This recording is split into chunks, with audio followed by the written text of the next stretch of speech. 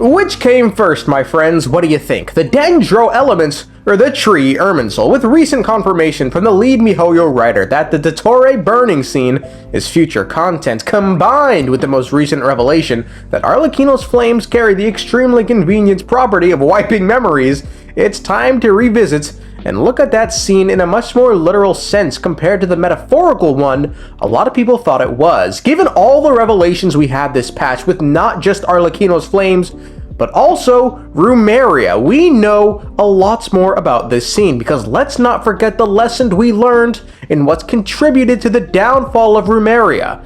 It's dangerous to have everyone reliant on one system to guide them. So in that sense, is Dottore saving everyone? Yeah, but back to my earlier question. I asked which came first, Dendro or Irminsul, because in a throwaway line by Al-Haytham, the feeble scholar, he revealed to us that Irminsul is the roots of the Dendro elements. Interesting vernacular, calling Irminsul the roots of Dendro, suggesting Dendro could not exist, at least not in the way we know it, without Irminsul. And if that's the case, and Dendro cannot in fact exist without Irminsul, then Irminsul must predate the arrival of the heavenly principles, given the Dendro dragon was already on Teyvat prior to their arrival. And while there's nothing wrong with that per se, it is a bit odd to think of it like that. Take Greater Lord Rukkhadevata, for instance, who called herself an avatar of Irminsul. She was responsible for protecting and safeguarding Irminsul, and given her being was intertwined with that of Irminsul, so much so, she needed to be deleted from Irminsul to save it, I'd always just assumed the bitch came into existence at roughly the same time as the creation of Irminsul. But if Irminsul was around during the time of the sovereigns, then this would imply Rukkhadevata was also during that time, which, nigga, that don't sound very plausible. My best guess would be following the defeats of the sovereigns, the heavenly principles seized Irminsul, recognizing its value, and it's then Rukkhadevata came into existence to safeguard it. I mean, we know Rukkhadevata is at least old enough to have witnessed, or at the very least known about the war between the second who came, as in her conversation with Nabu Malikata, Rukkhadevata would answer one of her riddles as such, quote, "You speak of the universal law created in heaven, the divine laws established in the beginning. No one has seen the eternal law, yet it governs all. One may only bow down and worship Dana of the heavenly spirits. No arrogation, deception, or trickery is permitted. If one dares to imitate the forbidden arts, only calamity awaits at the edge of divine knowledge." I guess you could have just Googled this shit in Irminsul, but I don't know. They dealing with descendants, baby. That's the ungoogleable shit right there, folks. In any case, when Irminsul came into existence, as little bearing on what we're about to talk about, but it was a fun conversation, right? No? All right. Anyway, let's revisit the Lazzo trailer scene. I must say, you're looking very young today, Doctor. You know very well that I do not take that as a compliment.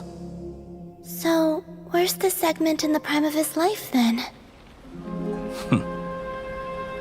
He's busy with a little experiment in blasphemy. A side note, did you guys know Columbina's voice actress is the same one as Ron Mays? I mean, surely if she wasn't a must-pull before, now she is. I mean, God damn, nigga. Dottore states the segment in the prime of his life is conducting a little experiment on blasphemy nonetheless, whilst we see a shot of the segment burning away a giant tree, which we all assume is Irminsul, just because, what other giant trees exist in Teyvat, and what burning of said tree would tread on the god's domain so much to the point it's considered blasphemy, especially since, motherfucker, we already know how it feels about little trees. If you don't know what I'm talking about, there is a story in Before Sun and Moon about chopping down a tree, and it involves an unnamed gardener, Istaroth, the god of moments, and the primordial one, a progenitor god hailing from beyond the stars. It's titled The Parable of the Tree and goes as such. Quotes, "The king's gardener and the tree spirit of the royal garden were in love, but the king wished to repair the beams of his pavilion, and so needed to cut down the tree with the most spiritual energy within it. The king was the incarnation of the primordial one, and the gardener could not defy the sovereign of sovereigns, and so he could only bring his plea to the king's priest, who was the incarnation of Tokyo Okami."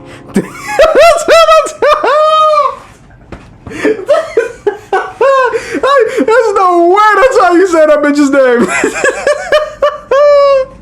The priest had pity on the gardener and said to him, "Go and cut the branches of the spirit tree down." The gardener did so, and afterward did as the king ordered, cutting the spirit tree itself down. Then the priest said, "Plant the spirit tree's branches in the ground." But the gardener said, "A spirit tree shall take 500 years to grow." The priest said, "Your one thought shall echo through eternity." And so the gardener planted the branches in his backyard. In an instant, the slim branches grow into a new tree, and the new tree's spirit was a continuation of the past one. For it is the god of moments who is able to take seeds from this moment into the past and future. Yeah, Istaroth, time manipulation shit aside, can I just say, Sovereign of Sovereigns is the coldest name a nigga done ever heard, bro. So you're telling me into that there's a itty-titty little bishop, and then a dragon, and then a sovereign, and then there's the Sovereign of Sovereigns. Well, you must be out your mind thinking I wouldn't take note of some shit like that. Obviously, I know Sovereign, like, the motherfucker is a pimp into that, man. Anyway, it's clear the winged one has little regard for trees, which is unfortunate. I'm a big tree person myself, as a matter of fact. So in order to commit blasphemy, it must be a very important tree Dottore is burning. Now, despite Fane's apparent lack of, liking of ordinary trees, there is one tree that we know for a fact the heavenly principles value highly, and it's Irminsul. When the cataclysm struck Tevat 500 years ago, all the archons were summoned to Conria bar Rukadevata, who had the more important task of protecting and saving Irminsul. At that time, the seven were all summoned to the nation of Conria, except for me. I had a more important task to attend to. I had to protect Irminsul. Aside from harboring all the world's memories, it has been suggested that all of Tevat would be in danger should a significant amount of harm come to Irminsul. As well as ruling over all of Sumeru, the god of wisdom Buer has a duty to guard Irminsul. Only one who possesses great wisdom could hope to shoulder these responsibilities. All life in Tevat owes her gratitude for saving Irminsul. So when we circle back to Dottore burning the tree, make no mistake about it. This act is an irreversible one, no doubts meant to signify the fatui crossing the Rubicon and declaring war on the heavenly principles. Also, fun fact, this should be the depths of the abyss, no? Given Irminsul grows upside down, but I digress. Let's go deeper and really look at what Dottore specifically wants to do here. If he is indeed utilizing Arlecchino's flames, then let's look back at what Arlecchino's flames actually do. Bottled flames? Indeed. They're the product of a secret experiment. Under certain special circumstances, flames can be extracted from my person and preserved. Once ingested, searing pain will spread across every inch of your body. No harm will come to you physically, but your memories will be burned away. If you can withstand the pain, when you awake, you'll have forgotten everything you know about the House of the Hearth, and will be expelled from the organization. It's so oddly specific. So Arlecchino's flames don't just blanket delete memories, but rather they delete memories only relating to the House of the Hearth and leave the other ones intact. I mean, look, if these flames are being used by Dottore, then I can see two possibilities. The first being Arlecchino's flames can more generally be used to delete all memories, but here we're just fine-tuned to only delete House of the Hearth memories, so thus Dottore using her flames to take down Irminsul could still be used to delete all the memories it holds. The second possibility is Arlecchino's flames can only delete specific memories for whatever fucking reason, in which case Dottore is specifically targeting a certain memory held within Irminsul. But what that memory could be is a bit of a mystery.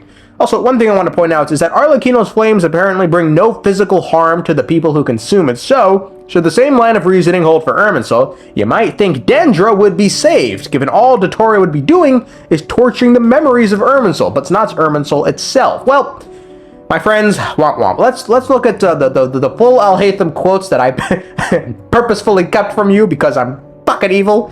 It reads, quotes, "That's because knowledge originates from Irminsul, the root of Dendro power itself. The more powerful the knowledge, the richer it is in Dendro energy. If this is true, then it stands to reason that should one delete all the knowledge held within it, the Dendro elements should cease to function. But why do this? What if it's due to the lessons learned in Rumeria with the Symphony? In Rumeria, Phobos, or the Symphony, was created to guide the people so their souls may break free from fate. However, Phobos became corrupted by human arrogance and led the kingdom to ruin. So, what if something similar is happening here? Irminsul, like Phobos, is something everyone is bound to, and aside from the abyssal corruption that can plague it, Irminsul has already been corrupted an incalculable amount of times due to the fact that it no longer accurately reflects the true nature of this world, a nature Dottore himself said was being hidden by Irminsul. Let me ask you, have you in all your mighty knowledge ever heard the rumor that the skies of Tevat are fake? Huh? That's the secret hidden by Irminsul concerning the truth of this world. So in removing the memories with Irminsul, not only could he be revealing the truth regarding this world's being hidden by Irminsul, but he's also freeing people from being bound to it. They would now be free to remember things as they want, as opposed to how Irminsul wants them to remember it, and in turn, breaking through some of the divine shackles of the land. I mean, either that, or, he's just deleting Irminsul memories, because, that sounds like fun. They're deleting the Dendro elements, causing everyone to, turn into fucking Rosemary Kennedy, and then, just watch the world burn. And also, we're still missing a Sumeru Archon quest, Truth Amongst the Pages of Purana. We never got that, did we? Our story with Sumeru and Irminsul seems far from over right now.